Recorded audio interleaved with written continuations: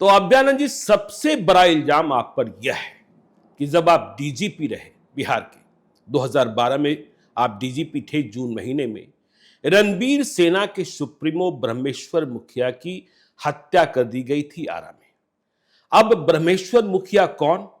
नक्सलियों के दुश्मन कह सकते हैं, लेकिन कई लोग कहते हैं वह मर्डर मशीन थे। तो हत्या हुई आरा में और फिर उनके पार्थिव शरीर को लेकर लोग पटना आ गए और किस तरीके से आरा से लेकर पटना तक तांडव होता रहा और पुलिस मुखदर्शक बनी रही, खामोश बनी रही। आप डीजीपी थे, नीतीश कुमार बिहार के मुख्यमंत्री थे, पटना ने तांडव देखा, पटना ने तमाम तरीके के उपद्रव देखे। क्यों आप खामोश रह गए थे? और क्या सरकार की ओर से कोई निर्देश था कि जिन्हें जो करना है, तांडव करना है, उन्हें करने दीजिए, इसलिए आप चुप रह गए? आपकी छवि तो ऐसी नहीं थी अभ्यानंद जी। आपने एक प्रश्न किया अभी ज्ञानेश्वर जी जी कि क्या सरकार का कोई निर्देश था। जी न तो सिर्फ इस मामले में, मैं कहूँगा किसी भी क्राइम डिटेक्शन या लॉ एंड ऑर्डर के हैंडलिंग में मैंने कभी भी किसी का निर्देश नहीं लिया। किसी का निर्देश नहीं लिया है। अच्छा, एकदम मैं स्पष्ट आपको बता रहा हूँ। जी जब भी मैंने कोई निर्णय लिया है तो मेरी नीति रही है, सुनते थे सबकी, जी करते थे अपनी। जी अब रही बात कि तांडव रुक नहीं सकता था क्या? जी बिल्कुल। पुलिस का जो तरीका होता है रोकने का, वो है बल। जी बिल्कुल। अगर क्राउड एजिटेटेड है, जिस कारण से भी हो, और वो वायलेंस कर रहा है, बिल्कुल जो उस दिन हुआ था, बिल्कुल। मुख्यमंत्री आवास तक लोग पहुंच गए थे, पहुंचने की कोशिश कर रहे थे। बिल्कुल। जी एवरीवन नोज इट, वो तो वीडियो रिकॉर्डेड है। बिल्कुल।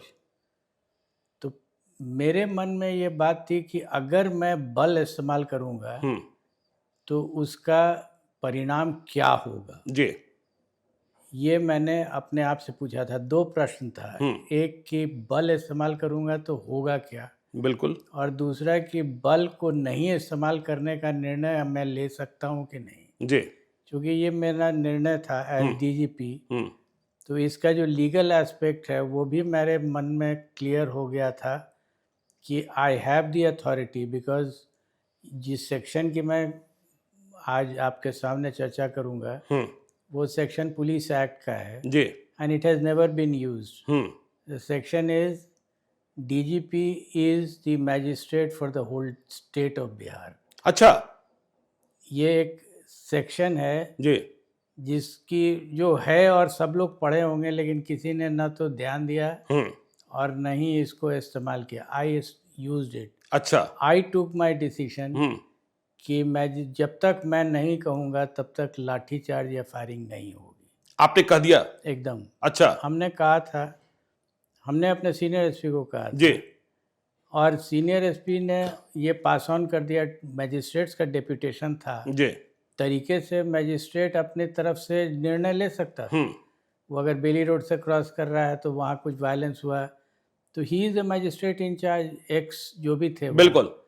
बट आई टोल्ड हिम कि कम्युनिकेट कर दो कि जब तक हम वॉच कर रहे हैं, लाइव वॉच कर रहे हैं। जी बल्कि उसमें ऑडियो को हमने ऑफ कर दिया था, क्योंकि ऑडियो पर गालियाँ पड़ रही थी मुझे। बिल्कुल। मैंने सोचा कि अगर गाली सुनते रहेंगे तो मेरा माइंड क्लटर्ड हो जाएगा। जी देयरफॉर वीडियो से हम डिसीजन लेंगे। लाइव वीडियो चल रहा था जी और हमने निर्णय लिया कि नहीं, अभी मौका नहीं है। आई विल डिसाइड, मैं डिसाइड करूँगा। और हमने डिसाइड किया। यूज़ उसका क्या था कि क्या अभी जो मैं निर्णय लूँगा वो अगले 5 वर्षों तक ये लॉ एंड ऑर्डर कंटिन्यू करेगा।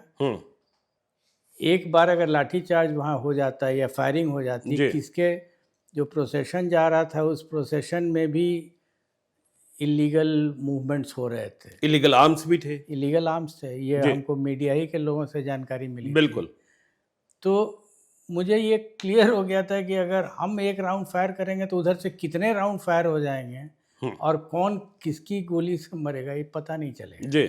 और फिर इसकी चर्चा कौन करेगा? वहाँ तो chaos हो जाएगा। हम्म, उनका एक बेटा था, वो प्रोसेशन में था, बिल्कुल, क्योंकि बेटा था तो डेड बॉडी के साथ जाहिर था। तौर पर जी। दूसरा वाला बेटा उनका नहीं आया हम्म, था।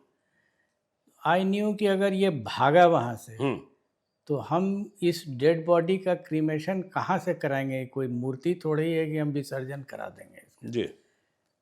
तो क्लियर था मेरा माइंड कि डेड बॉडी पायर पर चढ़ा हम्म, और वहाँ से फिर सख्ती शुरू होगी, जी।